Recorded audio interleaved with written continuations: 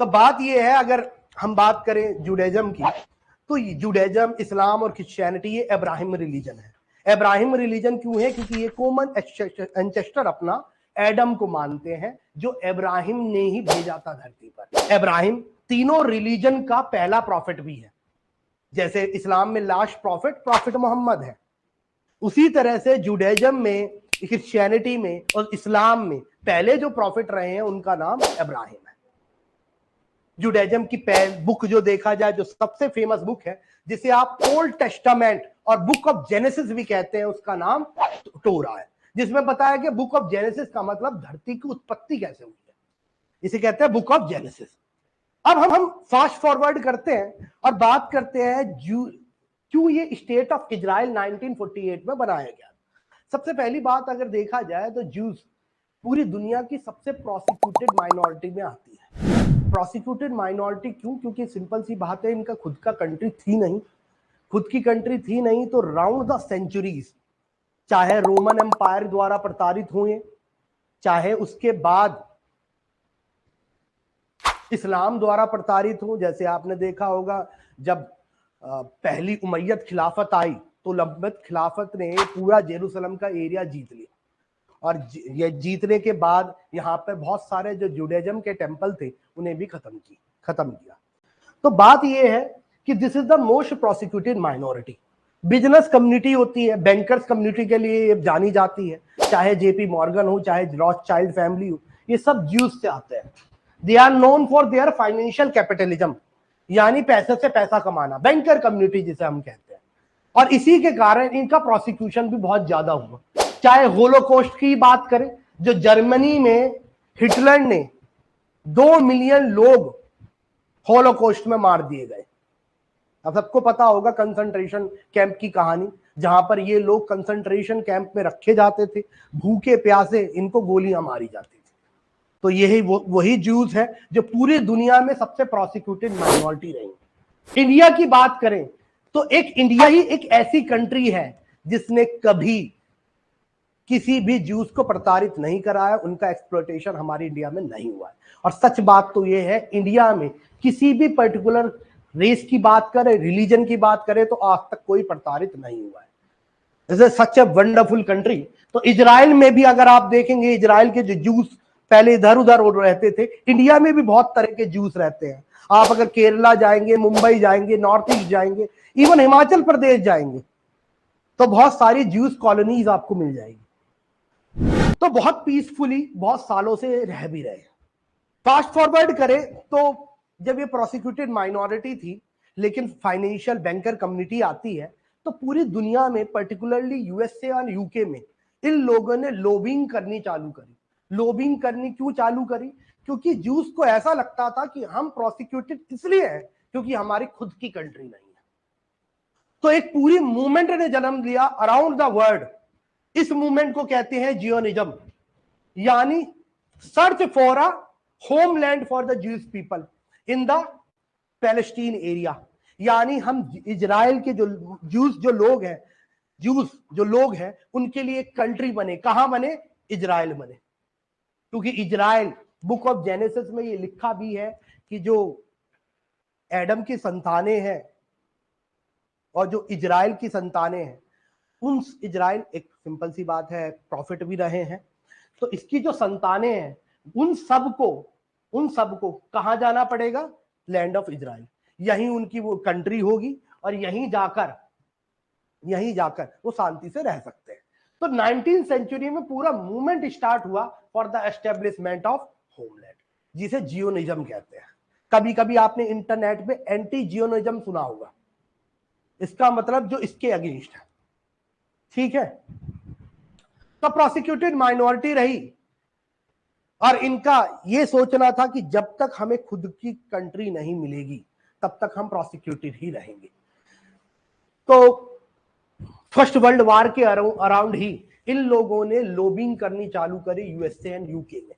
Even 1917 में आप देखेंगे एक डिक्लेरेशन हुआ, वॉलफोर्ड डिक्लेरेशन। क्या कहा जाता है? वॉलफोर्ड डिक्लेरेशन, जो एक फॉरेन सेक्रेटरी थे इंग्लैंड के, उन वॉलफोर्ड डिक्लेरेशन में यह बात हुई कि एक होमलैंड बनाया जाएगा for the Israeli people. Juice people जो है उनके लिए एक होमलैंड बनाया जाएगा और उस होमलैंड का नाम होगा इजराइल। ये वेलफेयर डिक्लेरेशन में ऐसा कहा गया था, we will establish a homeland for Jews people. अब इसके अगेंस्ट काफी उस समय ही एंटी जियोनिज्म मूवमेंट स्टार्ट हुआ। इंडिया में भी आपने देखा होगा, महात्मा गांधी ने कहा था कि स्पेन स्पेनिश के लिए है, ब्रिटेन ब्रिटेन्स के लिए है, जर्मनी जर्मन्स के लिए है, तो पैलेस्टीन पैलेस्टीनियंस के लिए है। यहां पर ज्यूज नहीं रह सकते। तो आज जहां पैलेस्टीन की जगह आप जेरूसलेम इजराइल देखते हैं, पहले यहां पर पैलेस्टीनियंस रहते थे, अरब्स रहते थे 1948 से पहले। तो वेलफेयर डिक्लेरेशन हुआ। वेलफेयर डिक्लेरेशन में कहा गया कि जहां पैलेस्टीन है वहां पर क्या बनाया जाएगा, इजराइल बनाया जाएगा। इसके अगेंस्ट पूरी दुनिया में मूवमेंट चले। फर्दर मूवमेंट चलने के साथ साथ लोबिंग भी चलती रही। जैसे विंस्टन चर्चिल पावर में लाने वाले ज्यूस कम्युनिटी थी, ज्यूस कम्युनिटी ने उसके इलेक्शन फंड करे। वो लेटर ऑन आपने सुना होगा 1939 में पावर में आया, और जब वो पावर में आया उसने हिटलर की सेनाओं को भी हराया। और 1945 के बाद मूवमेंट जो था ज्यूस लैंड का और ज्यादा तेज हो गया। फाइनली 1948 में यूनाइटेड नेशन ने एक सेटलमेंट कमिटी बनाई, और उस सेटलमेंट कमिटी में यह बात हुई कि we will make a separate homeland for Jews people. और वो कहां बनाया जाएगा, पैलेस्टीन में। तो इस एरिया में पैलेस्टीन का प्लान आया और इसे कहा गया two state solution for Palestine. Two state solution का मतलब कि दो कंट्री बनेंगी। जैसे इंडिया से दो कंट्री बनी थी, इंडिया और पाकिस्तान, वैसी पैलेस्टीन से दो कंट्री बनेगी, इजराइल और Palestine. Israel for juice, Palestine for Arabs, Arab Muslims. समझ में आई बात? तो बात यह है, इधर आओ जल्दी से। तो 1948 में सेटलमेंट का प्लान आया। इस सेटलमेंट प्लान से पहले ही बहुत सारे juice community round the world से माइग्रेट करने लगी इस इजराइल के एरिया में। ये पूरा इजराइल का जो एरिया है यहां माइग्रेट करने लगी, क्योंकि जितनी जनसंख्या होगी उतने बेसिस पे ही लैंड मिलेगा। तो 1948 से पहले जो ज्यूस यहां पे माइनॉरिटी में थे, 1948 आते आते वो मेजोरिटी में होने लगे। और इनकी पॉपुलेशन, जो अगर ज्यूस की पॉपुलेशन इजराइल में आज देखी जाए तो 71% के करीब है, एवरीवन। तो हुआ क्या कि जेरूसलेम के और इजराइल, जेरूसलेम जो कैपिटल है, इजराइल के दो पार्ट करे गए, यानी पैलेस्टीन के दो पार्ट करे गए। एक पार्ट बनाया गया पैलेस्टीन, दूसरा पार्ट इजराइल। तो अगर आप ये देखेंगे 1948 में ये सेटलमेंट हुआ था, और इस सेटलमेंट में इस चीज को देखिए, 55% एरिया, कितना, 55% एरिया इजराइल को दिया गया, 45% एरिया किसको दिया गया, पैलेस्टीन को, जिसमें ये गाजा स्ट्रिप आती है। अगर इधर हम देखें तो ये गाजा स्ट्रिप, जिसे गाजा पट्टी कहते हैं, ये वाला एरिया आता है। ये जॉर्डन रिवर का वेस्ट बैंक का एरिया आता है। जॉर्डन रिवर, ये जॉर्डन रिवर है, इजराइल और जॉर्डन में सीमा बनाती है, बाउंड्री बनाती है। उसके वेस्ट बैंक का एरिया भी किसके पास होगा, पैलेस्टीन के पास। ठीक। तो सेटलमेंट प्लान आया जिसमें गाजा स्ट्रिप, वेस्ट बैंक और एक और चीज, जेरूसलेम के दो हिस्से करे गए। जो जेरूसलेम बहुत इंपॉर्टेंट सिटी है, जहां पर चर्च ऑफ होली सिपल्कर है, यानी जहां जीसस क्राइस्ट को दफनाया गया था, होली ग्रेल है उनकी, वो भी जेरूसलेम में है। अल अक्सा मॉस्क को, जहां पे इस्लाम की थर्ड मोस्ट प्योरेस्ट साइट है। अल अक्सा मॉस्क से कहा जाता है कि प्रॉफेट मोहम्मद जन्नत की तरफ गए थे 621 ईस्वी में, एडी में जन्नत की तरफ गए थे, फिर लौट आए थे। उसके बाद देखा जाए तो यहां पर टेंपल माउंट भी है, वेस्टर्न वॉल भी है, जो पहला टेंपल है ज्यूस के लिए और सबसे ज्यादा रिवर्ड भी है। तो जेरूसलेम में तीनों रिलीजन के आप मंदिर गिरजाघर दोनों देख लेंगे और मस्जिदें भी। तो जेरूसलेम के दो हिस्से करे गए, दो हिस्से करके जो जेरूसलेम का वेस्ट का हिस्सा है वो इजराइल को दिया गया और जो ईस्ट का हिस्सा है वो किसको दिया गया? पैलेस्टीन को। एवरीवन, तो ये प्लान आया, लेकिन ये प्लान जितनी भी अरब कंट्री थी, चाहे सऊदी अरब हो, चाहे जॉर्डन हो, चाहे लेबनान हो, चाहे इजिप्ट हो, सब ने ये प्लान रिजेक्ट कर दिया और रिजेक्ट करके 1948 में इजराइल पर हमला कर दिया। इजराइल पे जब हमला करा 1948 में, तो इजराइल ने जो पहले 55% लैंड इजराइल को दिया गया था, इजराइल ने 80% लैंड ऑक्यूपाई कर लिया। कितना कर लिया? 80% लैंड।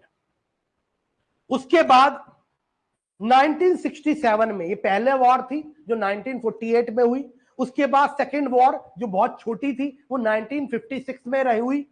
नेक्स्ट जो सबसे इंपॉर्टेंट वॉर है वो 1967 की है, जिसे 6 डे वॉर भी कहते हैं। क्या कहते हैं? 6 डे वॉर। ये सबसे इंपॉर्टेंट वॉर है। ये इंपॉर्टेंट वॉर इसलिए है कि आज जो सारी प्रॉब्लम्स देख रहे हैं आप, वो इसी 6 डे वॉर के कारण हुई है। समझ में आया? This is the genesis of all the problems between Israel and Palestine. तो 6 डे वॉर में क्या हुआ? 6 डे वॉर में इजराइल ने जो वेस्ट बैंक का एरिया था, जो पैलेस्टीन को दिया था, वो भी ऑक्यूपाई कर लिया।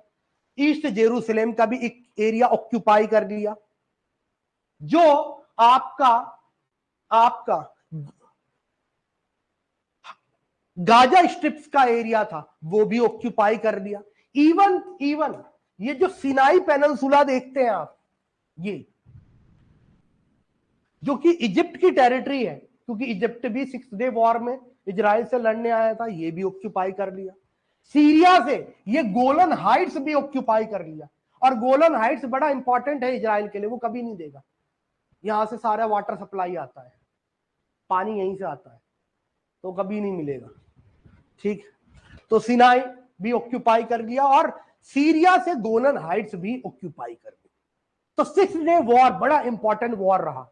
इसमें जो इजराइल जो आप देखते हैं, इसे बहुत बड़ी बढ़त मिली। फर्दर इस समय जो वेस्ट बैंक का एरिया ऑक्यूपाई करा गया था और जो ईस्ट जेरूसलेम ऑक्यूपाई किया गया था, इन सबको ही आज ऑक्यूपाइड टेरिटरी हम कहते हैं। समझ में आया? This is known as occupied territory. Everyone, अब आगे चले तो इसके बाद एक 1973 में वॉर हुई और 1973 में एक बहुत बड़ा फेस्टिवल था इजराइल में रमजान के दिन, जिसका नाम था योम किपुर। योम किपुर पे भी अचानक, जैसे अभी आपने देखा होगा 2-3 दिन पहले जैसे इजराइल पे अटैक हुआ, 5000 रॉकेट हमास ने फेंके, इसी तरह योम किपुर वॉर में भी 1973 में भी ऐसे ही औचक हमला हुआ था। 1973 में ये हमला हुआ। अब इन सब के कारण इजराइल ने अब डिप्लोमेसी अपनाना चालू कर दिया। इससे पहले वो लड़ाई का जवाब लड़ाई से ही दे रहा था, लेकिन 1973 के बाद उसे ऐसा लगा कि भाई war is not a solution. तो 1973 के बाद अगर देखेंगे तो चाहे जॉर्डन हो, जॉर्डन से इधर आओ, मैं आपको बता रहा हूं 1973 में जो डिफरेंट जगह ऑक्यूपाई करी गई थी उसे लौटा दिया गया। जैसे गाजा 2005 में ओस्लो अकॉर्ड के बाद, किसके बाद? अकॉर्ड के बाद लौटा दिया गया 2005 में। और गाजा पे आपने सुना होगा एक टेररिस्ट ऑर्गेनाइजेशन रूल करती है जिसका नाम हमास है ना। मोहम्मद दैफ का नाम सुना होगा आपने अभी इंटरनेट पे, वो गाजा से ही आती है, गाजा से हमास आता है, टेररिस्ट ऑर्गेनाइजेशन है। ठीक है, तो ओस्लो अकॉर्ड में गाजा वापस कर दिया, गाजा से विड्रॉ कर लिया इन्होंने। उसके बाद अगर आप देखेंगे, उसके बाद अगर देखेंगे तो 1979 में इन्होंने इजिप्ट से जो सिनाई पेनिनसुला लिया था वो भी वापस कर दिया।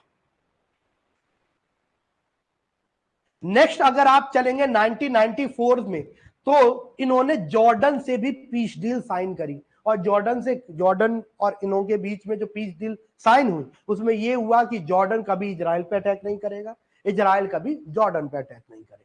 तो पीस डील साइन हुई जॉर्डन के साथ भी। फर्दर 1964 में आते हैं, तो मैं आपको बता रहा था कि जो लैंड था वो 1979, 1994 और 2005 में बहुत सारा लैंड वापस दे दिया गया। जैसे 2005 में गाजा स्ट्रिप दे दी गई, जैसे 1979 में सिनाई पेनिनसुला वापस दे दिया गया इजिप्ट को for the better and cordial relation. ठीक है, अच्छा ये वापस क्यों दिया गया, इसके पीछे भी रीजन है। एक तो बात ये है, लोग जो होते हैं वो मरकरी की तरह होते हैं, आइडियोलॉजी भी मरकरी की तरह होती है। अगर आप उसे इरेज करना चाहेंगे, उस पर हथौड़ा मारना चाहेंगे, तो मरकरी खत्म नहीं होगी, वो डिफरेंट डायरेक्शन में डिफ्लेक्ट हो जाएगी। 1948 में 1967 में जो वॉर हुई, तो पैलेस्टीन के लोग इजराइल से भागकर सिनाई के नॉर्दर्न पार्ट में, यहां इधर आ जाओ लेबनान के साउथ पार्ट में, जॉर्डन के ईस्ट वेस्ट पार्ट में, यहां पर माइग्रेट कर गए और यहां से वो मूवमेंट चैनलाइज करने लगे। तो ये उसी तरह होता है कि मरकरी पे आप हथौड़े मारेंगे तो मरकरी कभी खत्म नहीं होगी, मरकरी क्या करेगी, बिखर जाएगी। इसलिए सिनाई का ये एरिया वापस देना पड़ा, क्योंकि यहां से भी इनकर्जन्स होते थे इजराइल में, तो इजिप्ट को ये सिनाई का एरिया वापस कर दिया।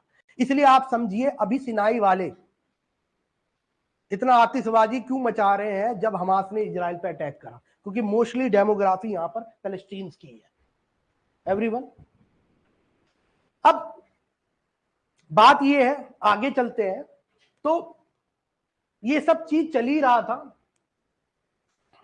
2005 में हमास भी वापस दे दिया गया, हमास को गाजा स्ट्रिप भी वापस दे दी गई, तो ये सब चल ही रहा था।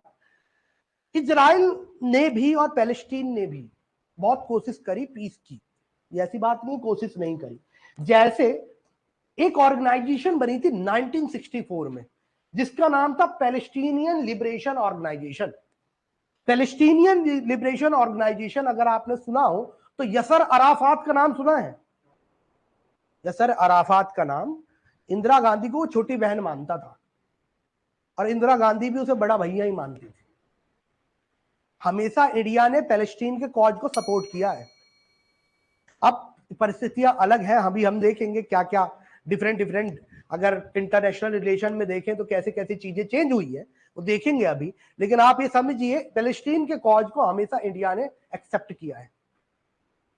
इंडिया उन देशों में से आता है जो इजराइल के बनने को, फॉर्मेशन ऑफ इजराइल को रिजेक्ट करता था। हमने बहुत दिनों बाद उन्हें रिकॉग्निशन दिया है, हम तो चाहते ही नहीं थे इजराइल बने। पर्टिकुलरली हमारी जो कांग्रेस की विंग आती थी जैसे Mahatma Gandhi, Nehru and all, present वाले नहीं। चले आगे, समझ में भी आता होगा क्यों ऐसा है। तो पैलेस्टीन लिबरेशन ऑर्गेनाइजेशन 1964 में बनाई गई। इसका मेन काम था कि पैलेस्टीन लोगों के लिए अपना फुल फ्लेज स्टेट बनाना। फुल फ्लेज स्टेट क्यों नहीं है?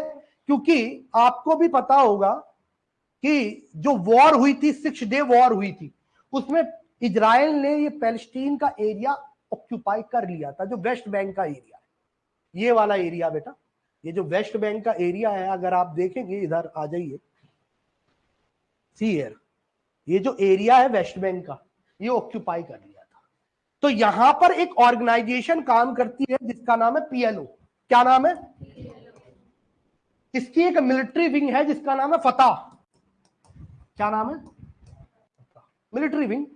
जैसे यहां पर गाजा स्ट्रिप में एक मिलिशिया ऑर्गेनाइजेशन है, टेररिस्ट ऑर्गेनाइजेशन है जिसका नाम है हमास। यहां पे फाता है, फाता पीएलओ एक पॉलिटिकल ऑर्गेनाइजेशन भी है। हमास खाली टेररिस्ट ऑर्गेनाइजेशन है, उसका काम ही है बंदूक की नोक पर आजादी लेना।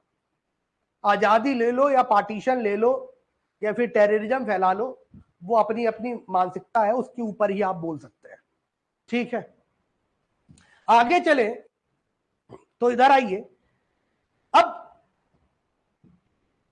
प्रॉब्लम ये है, अगर अभी की प्रॉब्लम देखें तो बहुत सारे इन्फी डेटा भी, क्या हुआ, इन्फी डेटा भी पैलेस्टीन की तरफ से होते रहे, पैलेस्टीन के लोगों की तरफ से।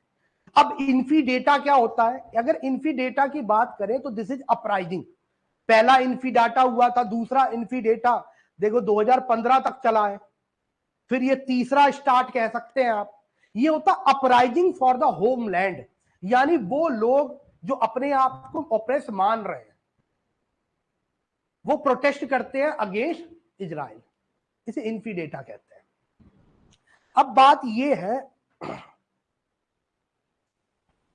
और दिक्कत भी ये है कि पैलेस्टीन से पूछो इजराइल जैसा स्टेट है, तो पैलेस्टीन कहता है इजराइल जैसा कोई स्टेट नहीं है, ये हमारा पैलेस्टीन का स्टेट है और यही होना चाहिए। इजराइल से पूछो पैलेस्टीन जैसा कोई स्टेट है, उसने उसका कहना पैलेस्टीन जैसा कोई स्टेट नहीं होता, खाली इजराइल है।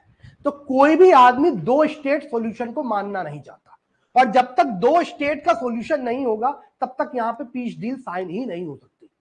दोनों एक दूसरे की एग्जिस्टेंस के ही अगेंस्ट है। इंडिया पाकिस्तान में एटलीस्ट ऐसा नहीं है। हमारे एक बॉर्डर का इशू हो सकता है कि ये जम्मू कश्मीर का बॉर्डर है, जो हम कहते हैं जम्मू कश्मीर हमारा है, जो है भी बॉर्डर का इशू हो सकता है, लेकिन एग्जिस्टेंस का इशू नहीं है। हम ऐसा नहीं कहते कि पाकिस्तान जैसी कोई चीज ही नहीं है, क्या कह रहे, कहना चाहिए वो अलग चीज है, पाकिस्तान जैसी कोई चीज ही नहीं है, ऐसा नहीं कहते। ठीक है, तो ये एटर्नल वॉर है जिसमें एक दूसरे को कोई रिकॉग्नाइज नहीं करता है, और इसका सॉल्यूशन जो यूनाइटेड नेशन की सेटलमेंट कमिटी का कहना था, उसका कहना था कि 2 स्टेट सॉल्यूशन होना चाहिए, तभी यहां पे पीस आ सकता है। This is the problem. अब आगे बात करें, अब हम आ जाते हैं इंडिया इजराइल रिलेशन, ये कैसे कैसे रहा है अभी तक। अभी तक हमने देखा कि क्या क्या प्रॉब्लम्स रही हैं। ओस्लो अकॉर्ड देखा, उससे पहले बाल्फोर डिक्लेरेशन देखा, अब हम इंडिया इजराइल रिलेशन पे आते हैं। अगर इंडिया की वेस्ट एशिया की पॉलिसी देखें, कुछ लोग इसे मिडल ईस्ट भी कहते हैं। मिडल ईस्ट ये हमारा नहीं है, यूरोप का है, हमारे लिए वेस्ट में है, इसलिए इसे वेस्ट एशिया का कहेंगे, मिडल ईस्ट नहीं। अंग्रेज कहते हैं तो समझ में आता है, उनके मिडिल में है ना, ये ईस्ट के मिडिल में। तो वेस्ट एशिया की पॉलिसी की बात करें तो इंडिया की पॉलिसी रिगार्डिंग वेस्ट एशिया बड़ी सक्सेसफुल रही है। बेशक हमें एज पे चलना पड़े, वेस्ट एशिया की अगर पॉलिसी देखें आप, तो ये ऐसे है कि जैसे आप शार्प शॉर्ट पे चल रहे हैं, एक नुकीली तलवार पे चल रहे हैं, लेकिन फिर भी इंडिया ने सही से मैन्यूवर करा है। जैसे वेस्ट एशिया की अगर चीजें देखें तो बड़ी प्रॉब्लम्स है, जैसे इजराइल और अरब में एक राइवलरी है, अरेबियन कंट्री और इजराइल में एक राइवलरी है, जो हम देखते आए हैं, 4 वॉर हुई हैं, चाहे 1948 हो, 56 हो, चाहे 70 योम किपुर हो, और उससे पहले आपका 6 डे वॉर हो, और अब का वॉर 5वीं वॉर चल रही है। इजराइल ने तो कहा है दिस इज अ वॉर, 2023 की वॉर हो, तो 5 वॉर हो चुकी है। अरब इजराइल राइवलरी, हम इजराइल के साथ जाएं तो अरब से हमारा बहुत सारा रेमिटेंसेस आता है, ठीक है, और अरब के साथ जाए तो इजराइल जो यूएसए का एक मेजर पार्टनर है, मेजर अलायंस है, यहां पर राइवलरी है। अरब ईरान राइवलरी है, ईरान अपने आप को मुस्लिम वर्ल्ड का मसीहा मानता है, अरेबियंस अपने आप को मानते हैं, सऊदी अरब का कहना है हम है, मोहम्मद बिन सल्लाह है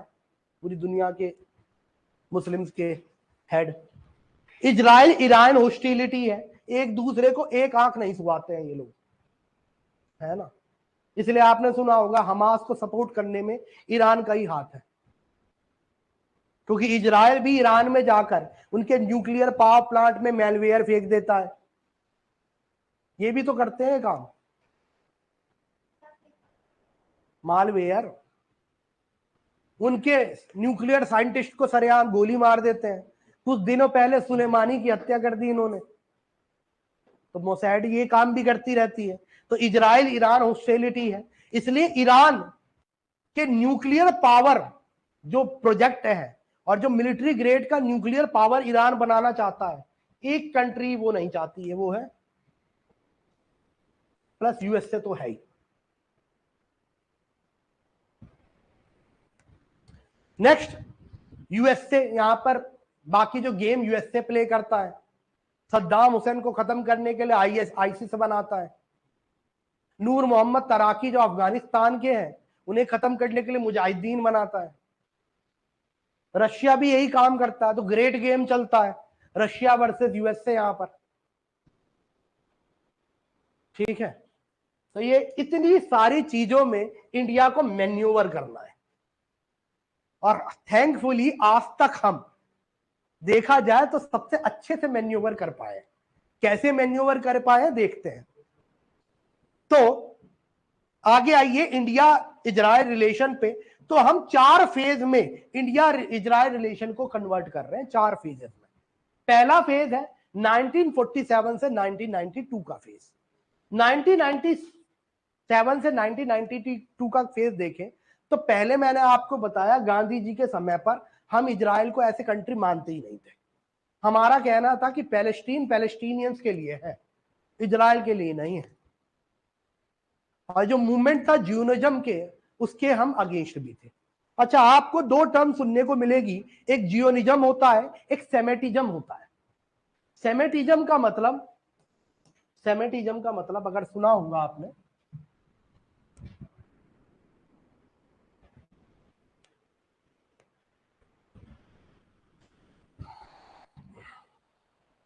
सेमेटिज्म का मतलब देखें तो एक ये लैंग्वेज, ग्रुप ऑफ लैंग्वेजेस है जिसमें सेमेटिक पीपल आते हैं जो ये लैंग्वेज बोलते हैं।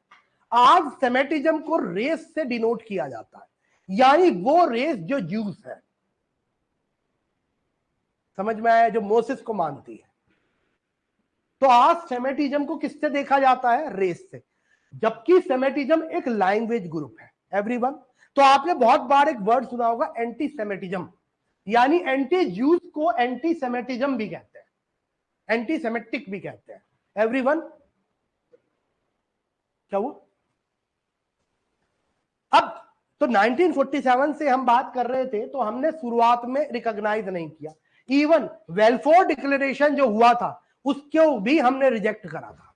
हमने यूके से कहा था कोई वेलफोर नहीं है, कोई एक जो हम सेपरेट होमलैंड की बात कर रहे हैं इजराइल की, इंडियन नेशनल मूवमेंट के जो लीडर्स थे उनका कहना था कोई ऐसा सेपरेट होमलैंड नहीं होना चाहिए। एवरीवन, लेकिन जब 1948 में जब इजराइल बनाया गया, 2 स्टेट सॉल्यूशन यूनाइटेड स्टेट्स ने लगाया, यूनाइटेड नेशन ने, not United states, United nation ने 2 स्टेट सॉल्यूशन लगाया। तो इजराइल को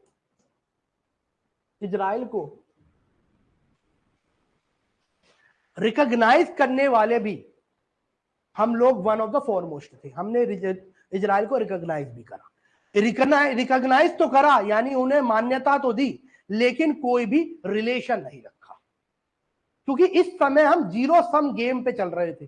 जीरो सम गेम का मतलब कि अगर इजराइल से हमने रिश्ता रखा तो अरब से राइवलरी हो जाएगी, अगर अरब से रिश्ता रखा तो इजराइल से राइवलरी हो जाएगी। तो ये इसका मतलब जीरो होता है, इसे कहते हैं जीरो सम गेम। एक जीता तो दूसरा हारा, दूसरा हारा तो एक जीता, जीरो सम गेम कहते हैं। अगर मैथमेटिक्स से आप अगर आते हैं, सुना है कि zero sum game, non zero sum game, Niels equilibrium, नहीं, आओ इधर हो। तो हम अभी जीरो सम गेम रिलेशन पे थे। हमने इजराइल से इस समय रिलेशन नहीं लिखे, बेशक 1948 में हमने रिकॉग्नाइज करा क्योंकि वो यूनाइटेड नेशन का रेजोल्यूशन था। नो डाउट लॉबिंग करने वाले यूके और यूएसए वाले थे, ठीक है। नेक्स्ट आओ,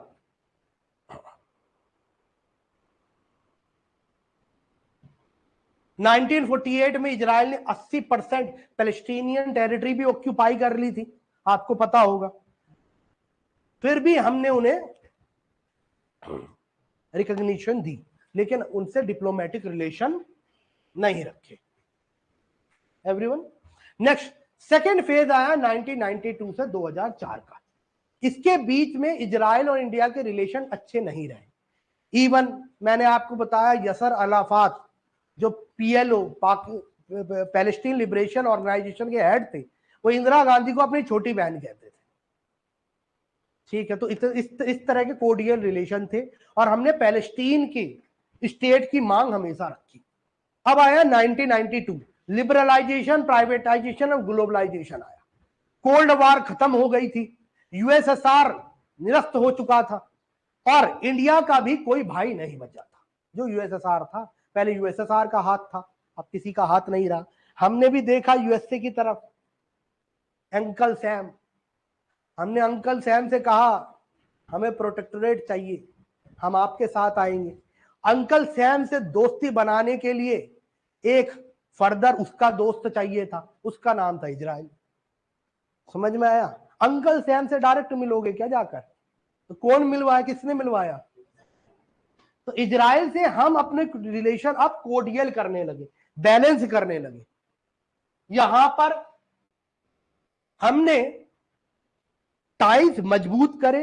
अब डिप्लोमेटिक मिशन स्टार्ट हुए, डिप्लोमेटिक मिशन जो होते हैं वो स्टार्ट हुए, बट इस मैनर में नहीं कि हम अरब को हर्ट करें, क्योंकि अरब में आपको पता होगा, अरब में हमारे इंडियन डायस्पोरा बहुत ज्यादा है। सबसे ज्यादा रेमिटांसेस यानी सबसे ज्यादा विदेशी पैसा हमारे अरब कंट्री से ही हमारे इंडिया में आता है। इसलिए हम अरब से अपना रिलेशन हर्ट नहीं करना चाहते। फर्दर 1992 के बाद ही एक बड़ी गलती पैलेस्टीन ने कर दी और इसलिए पैलेस्टीन का सपोर्ट अरब कंट्री ही कम करने लगी। अरब कंट्री ही कम करने लगी तो हमने तो और कम करना चालू कर दिया। अब वो पैलेस्टीन ने क्या गलती करी, हुआ क्या, 1991 में एक बेवकूफ था जिसका नाम था सद्दाम हुसैन। बेवकूफ मत कहो, बहुत समझदार था जिसका नाम था सद्दाम हुसैन। सद्दाम हुसैन ने कुवैत पे हमला बोल दिया। इस पे एक मूवी भी बनी है एयरलिफ्ट, जिसमें अक्षय कुमार हम इंडियंस को बचा के लाते हैं। वो मूवी में है, सच में नहीं बचा के लाए थे वो, मतलब सच में एक आदमी लाया था लेकिन उसमें अक्षय कुमार दिखाया गया है। चलो, तो एयरलिफ्ट बनी है, देखी है? कोई नहीं देखी तो इधर आओ। तो 1990s में आप देखेंगे सद्दाम हुसैन ने कुवैत पे हमला कर दिया और पैलेस्टीनियन लिबरेशन ऑर्गेनाइजेशन ने, PLO ने सपोर्ट किया सद्दाम हुसैन का, जिससे कि पूरे अरब वर्ल्ड में पैलेस्टीन के कॉज को लेकर नमी आई और उन्होंने कहा कि सद्दाम हुसैन को सपोर्ट करना ये कोई सही बात नहीं थी। तो सद्दाम हुसैन आपको पता है अरब पर अपनी हेजेमनी बनाना चाहता था। ठीक है, इसी सद्दाम हुसैन के अगेंस्ट ISIS बनाई गई थी। इधर आओ। अब पैलेस्टीन ने अटैक को सपोर्ट करा। अटैक को सपोर्ट करने से ही आप देखेंगे पैलेस्टीन का जो सपोर्ट हुआ, इसके कारण जो अरब स्टेट हैं उनकी नजरों में पैलेस्टीन की इज्जत कम हुई, हमारी नजरों में इजराइल की इज्जत बढ़ गई, क्योंकि अरब ने ही सपोर्ट करना बंद कर दिया। एवरीवन बंद क्या कर दिया, कम कर दिया। नेक्स्ट आओ थर्ड फेज 2004 से 2014। अब यहां पर हमारे रिलेशन फर्दर ग्रोथ हुआ, हमारे रिलेशन में फर्दर ग्रोथ हुआ। और ग्रोथ कैसे हुआ, क्योंकि हमने एक तो डिप्लोमेटिक रिलेशन और स्टार्ट हुए, हमारे बीच में इकोनॉमिक्स इंक्रीज हुई, यानी अर्थव्यवस्था, लेन देन बहुत ज्यादा इंक्रीज हुआ। इवन इजराइल से आपने सुना होगा मोस्ट ऑफ द एग्रीकल्चर, क्योंकि इजराइल एक डेजर्ट है, सेमी डेजर्ट एरिया है और डेजर्ट एरिया है। डेजर्ट और सेमी डेजर्ट का आता है, most of the Israel hot desert है। नगरेव डेजर्ट का नाम है भाई, तो डेजर्ट का एरिया है। और डेजर्ट के एरिया में अगर आप देखेंगे तो खेती में के लिए पानी नहीं होता। इजराइल ने डिसैलिनेशन में दुनिया में अचीवमेंट हासिल करी है, समुद्र का पानी प्यूरिफाई कर देता है वो। डिप इरिगेशन जिसे माइक्रो इरिगेशन कहते हैं, उसमें इजराइल का जवाब नहीं है। रेन वाटर हार्वेस्टिंग, खैर बहुत कम रेन होती है इजराइल में, रेन वाटर हार्वेस्टिंग मेथड्स में भी इनका जवाब नहीं है। तो पानी को किस तरह से उसकी ब्यूटीफुल और एफिशिएंट यूटिलाइजेशन हो, इसमें इजराइल से हमें सीखना है, और हम सीख भी रहे हैं। हरियाणा के, महाराष्ट्र के जो किसान है वो इजराइल की टेक्नोलॉजी से हेल्प ले रहे हैं, यहाँ पे टेक्नोलॉजी इन्वेस्ट हो रहा है। तो बात यह है, हमने इजराइल के साथ अपनी इकोनॉमिक प्रोपेंसिटी बढ़ाई। दूसरी चीज, लेकिन हमने एक चीज और रखी, इंडिया ने हमेशा अपना स्टैंड रखा है, वो रखा है टू स्टेट सॉल्यूशन। हमने टू स्टेट सॉल्यूशन भी इजराइल से नेगोशिएट करा। मैं आपको सच बात बताऊं, इजराइल भी टू स्टेट सॉल्यूशन चाहता है, लेकिन टू स्टेट सॉल्यूशन वो अपने टर्म्स पे चाहता है। टर्म्स पे कैसे? जैसे एक छोटी सी बात बताऊं, जैसे आप अगर देखेंगे इधर आप, इजराइल धीरे धीरे वेस्ट बैंक, क्योंकि हमास तो उसने दे दिया, हम फतह, ये जो गाजा पट्टी है ये तो हमास को पहले ही चली गई। अब ये बचा आपका वेस्ट बैंक का एरिया, पैलेस्टीन जहां पर है। अब इस वेस्ट बैंक में पैलेस्टीन तो है नहीं, इजराइल नहीं मानता, यहां पर कुछ मतलब जो कुछ पॉकेट्स हैं उसमें एक तरह की फ्यूडल गवर्नमेंट समझ लीजिए आप, जमींदारी गवर्नमेंट टाइप की चलती है, वरना इस पूरे एरिया पर जो कंट्रोल है वो इजराइल का ही है, टोटल कंट्रोल इजराइल का है। अब इस पैलेस्टीन के एरिया में इजरायली सेटलर्स, क्या कहते हैं ना, सेटलर्स धीरे धीरे जाते हैं और ये जमीन ऑक्यूपाई करते हैं। Question is why they are occupying. बात ये है, कल को टू स्टेट सॉल्यूशन आया तो वो पॉपुलेशन के बेसिस पे होगा, डेमोग्राफी पे के लेवल पे होगा, and Israel has altered the demography of West Bank as well. समझ में आया? That's why they are altering the demography of this area. Furthermore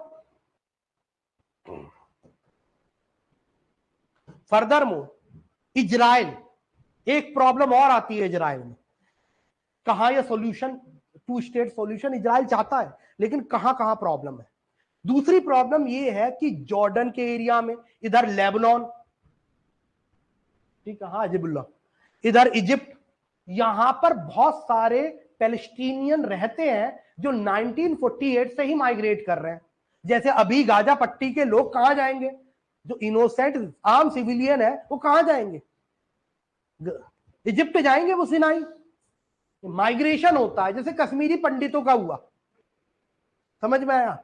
अब ये लोग वापिस आना चाहते हैं अपने होमलैंड, लेकिन इजराइल बिल्कुल ये होने नहीं देता।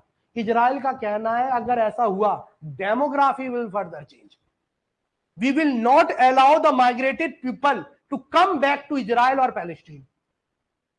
This is another problem. Palestine तो खैर मानता ही नहीं है इजराइल अभी, लेकिन अगर पैलेस्टीन का सॉल्यूशन भी आए तो बात यह है जो ऑलरेडी माइग्रेटेड है वो अपने होमलैंड कंट्री इजराइल नहीं आने देगा, जबकि वो पैलेस्टीनियन आना चाहते हैं। यहां पर भी एक पेच है। चले आगे। अब इंडिया चाहता है दोनों के बीच में क्या हो, टू स्टेट सॉल्यूशन हो, ठीक है, और इंडिया इजराइल को यह भी कहता है कि वो जूस सेटलमेंट पे, जो जूस सेटलमेंट ऑक्यूपाइड टेरिटरी, जो पैलेस्टीन की ऑक्यूपाइड टेरिटरी है, उसमें जो जूस सेटलर्स को भेज रहा है वो भी स्टॉप करे। ये थर्ड फेज था। अब आ जाते हैं फोर्थ फेज। फेज तो किसका समझ गए होंगे, 2014 के बाद का, समझ में आया? Now the things have been changed. अब सबसे ज्यादा जो हम फोकस करते हैं वो कहते हैं कि किसी भी कीमत पर टेररिज्म हम एक्सेप्ट नहीं करेंगे। हमास ने जो करा वो टेररिस्ट एक्ट है, तो उसका पुरजोर हम विरोध करते हैं। पहली बात तो ये है, टू स्टेट सॉल्यूशन तो तब होगा जब टेररिज्म की एक्टिविटीज बंद होगी।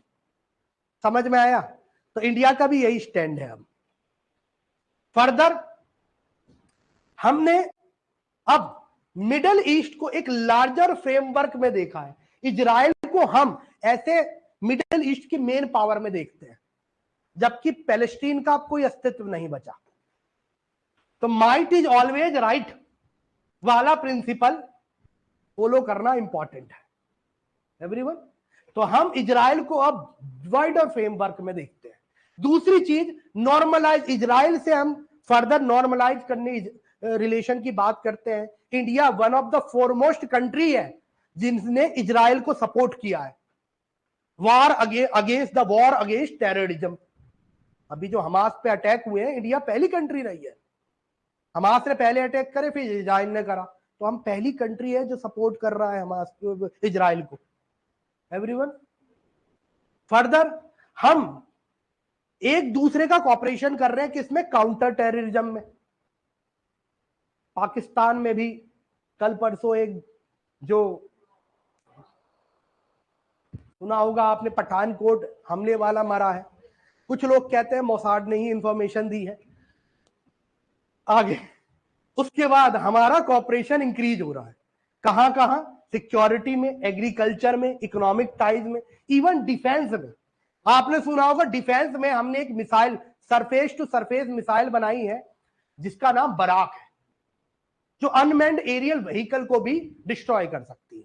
वो इंडिया और इजराइल का कोलैबोरेशन है। आगे चले, अब अगर रिलेशन फर्दर हम देखें तो ये फोर्थ फेज है जिसमें हम इजराइल से बोन होमी हमारी इंक्रीज हुई है।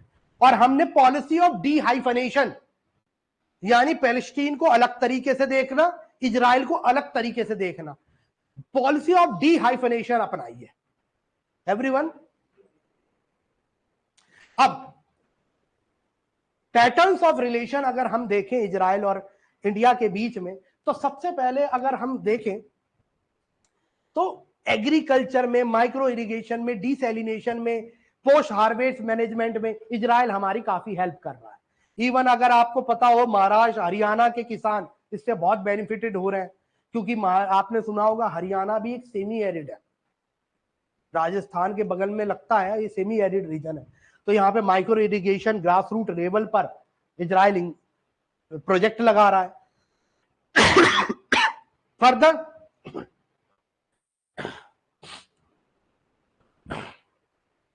अभी 2021 से इंडिया और इजराइल का 3 साल का प्रोग्राम भी चल रहा है फॉर एग्रीकल्चर कोऑपरेशन। तो मोस्ट ऑफ द स्टेट की अगर सरकारें देखें तो देखेंगे आप इजराइल को सपोर्ट करती है, पर्टिकुलरली जो रूलिंग पार्टी है उसी की जो पार्टी है। लेकिन कुछ स्टेट ऐसे हैं जहां पर साइजेबल मुस्लिम पॉपुलेशन है और वो पॉपुलेशन गल्फ कंट्री में वर्क करती है। उन स्टेट से हमें प्रॉब्लम आती है, जैसे केरला। केरला की साइजेबल पॉपुलेशन गल्फ कंट्रीज में काम करती है। तो अगर इंडिया आगे पर्टिकुलरली किसी कंट्री को सपोर्ट करता है तो उन इंडियंस को गल्फ कंट्री में प्रॉब्लम होती है एवरीवन। उनके ऊपर attack and so and so. खैर अब तो अटैक नहीं हो पाएंगे, अब एक छोटी मोटी गवर्नमेंट नहीं है पावर में, समझ में आया? अब तो अटैक की बात क्या हुआ? नेक्स्ट आओ फर्दर।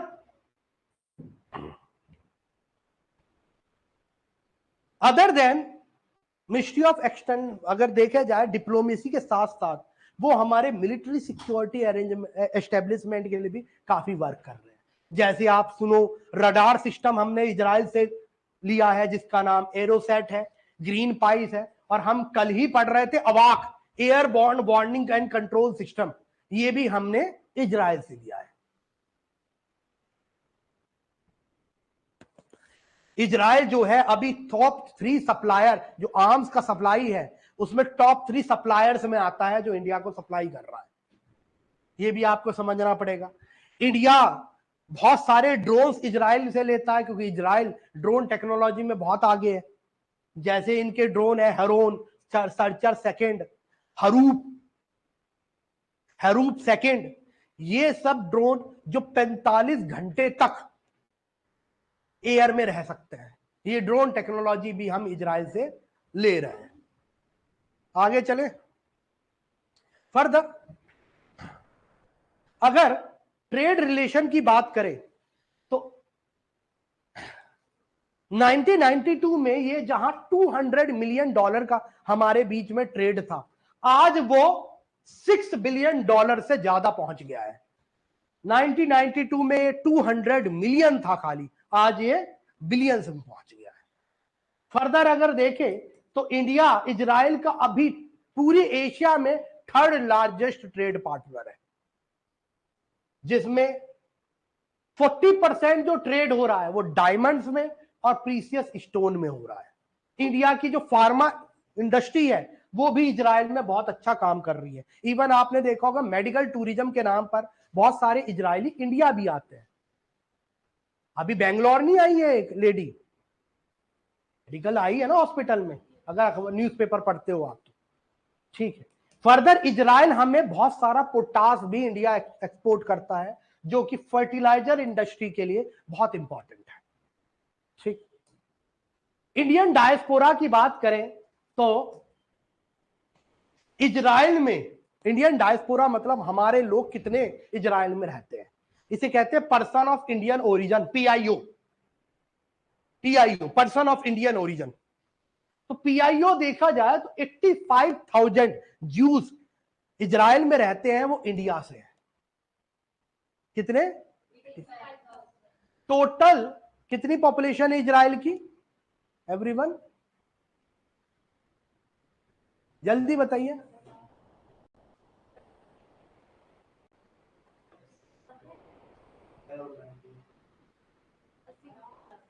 8 मिलियन 9 मिलियन की करीब, उसमें से 85,000 जूस इंडियन ओरिजिन के। और ये जूस कहां से है? महाराष्ट्र के बेनी इजरायली ग्रुप है, वो इजराइल रहता है।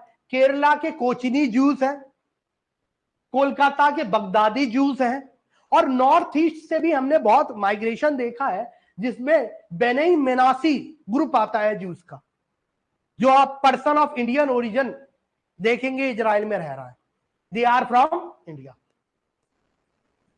फर्दर 14,000 इंडियन सिटीजन्स यानी जो एनआरआई हैं वो भी इजराइल में रहते हैं, और ये मोस्टली डायमंड मर्चेंट्स है। नीरव मोदी ये आईटी प्रोफेशनल है, सारे डायमंड मर्चेंट, नीरव मोदी नहीं है, मेरा मतलब नीरव मोदी जैसे वो भी डायमंड मर्चेंट था, आईटी प्रोफेशनल है। उसके बाद केयर गिवर्स है, जो नर्सेस होती हैं, नर्सेस हैं। इंडियन स्टूडेंट है जो इजराइल में पढ़ रहे हैं, Tel Aviv university and all. तो ये लोग 14,000 इंडियंस अभी इजराइल में रह रहे हैं, और इनके लिए अभी इंडियन सरकार ने ऑपरेशन अजय चलाया है, to bring back the Indians in war torn areas of Israel. चले अब बात यह है,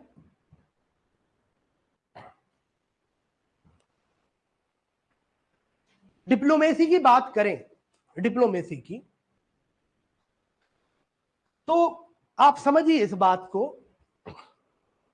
हमें डिप्लोमेसी में एक तो इजराइल इस मैप में समझते हैं, इजराइल जो है जैसे इजिप्ट के इजराइल से अच्छे रिलेशन तो नहीं, लेकिन बस नॉर्मल रिलेशन है।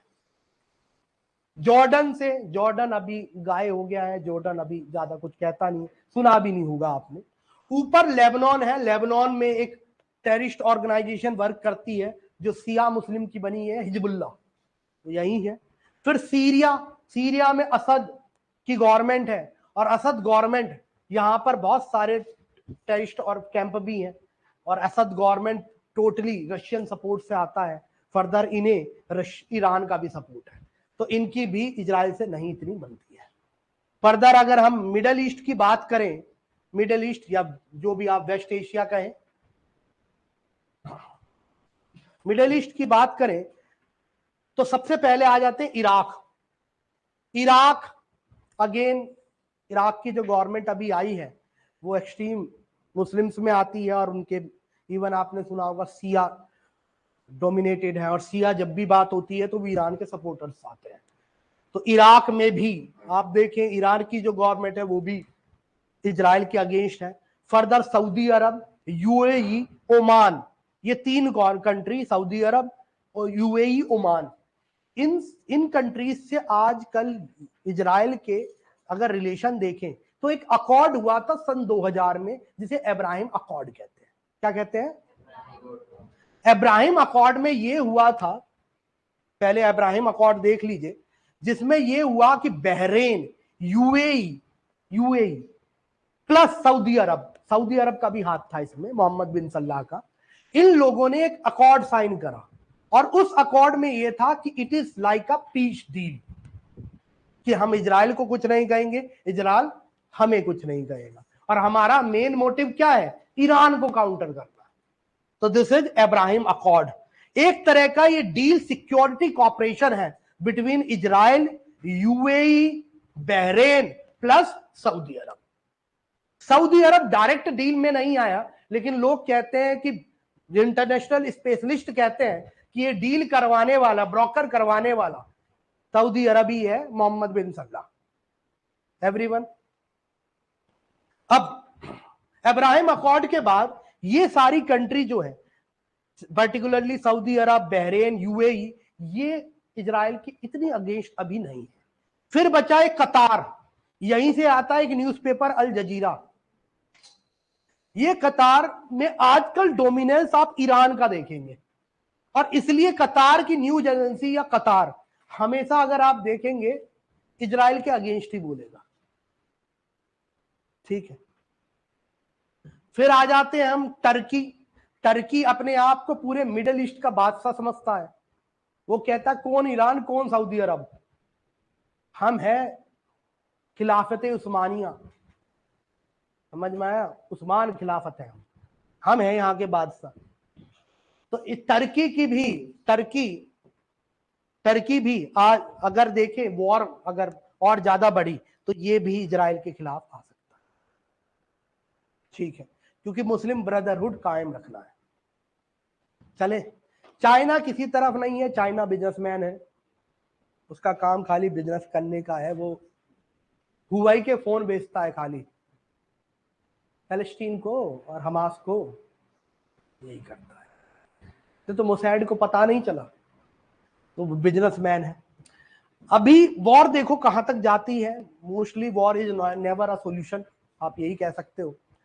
एक अगर कंक्लूड करें इस टॉपिक को, तो इंडिया को वही कहना चाहिए कि वॉर जल्दी खत्म हो। दूसरी बात कि यहाँ पर एक 2 स्टेट सॉल्यूशन तो आए, जो ओरिजिनल होम लैंडर्स थे उन्हें भी उनका कुछ शेयर ऑफ चंक मिले लैंड का, लेकिन there should be a peace deal before. एक पीस डील हो कि अगर आगे से कुछ ऐसा अटैक हुआ तो यूनाइटेड नेशन के एजेस में उस लैंड को भी स्नैच कर लिया जाएगा। तो इस तरह की कोई डील हो, बट 2 स्टेट सॉल्यूशन होना चाहिए।